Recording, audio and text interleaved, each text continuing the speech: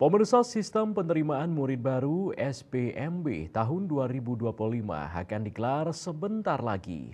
Komitmen kuat untuk mewujudkan sistem penerimaan murid baru yang objektif, transparan, akuntabel, berkeadilan, dan tanpa diskriminasi diharapkan menjadi tonggak penting dalam transformasi sistem pendidikan di Buleleng.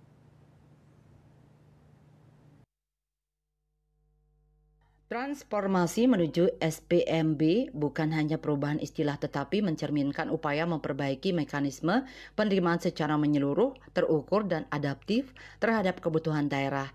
SPMB 2025 disusun melalui proses panjang yang melibatkan sosialisasi, pendataan daya tampung, verifikasi satuan pendidikan, hingga penyusunan petunjuk teknis.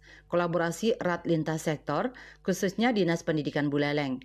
PLT Kepala Distikpora Buleleng Putu Aryadi Pribadi menjelaskan bahwa penetapan daya tampung tiap satuan pendidikan telah dilakukan lebih awal dan wajib diumumkan paling lambat 23 Mei 2025. Jika ketentuan ini dilanggar, konsekuensinya adalah tidak menerima dana BOS dari pusat. 4 jalur penerimaan yang diterapkan dalam SPMB yakni zonasi, afirmasi, perpindahan tugas orang tua dan prestasi akan disosialisasikan secara masif untuk mencegah kesalahpahaman publik. Aryadi juga menyoroti ketimpangan jumlah siswa. Antar sekolah dengan lebih dari 60 sekolah memiliki siswa di bawah 60 orang. Ia menekankan perlunya pembenahan branding, distribusi guru serta manajemen sekolah agar lebih merata dan berkualitas. Yasri Yuli, Bali TV.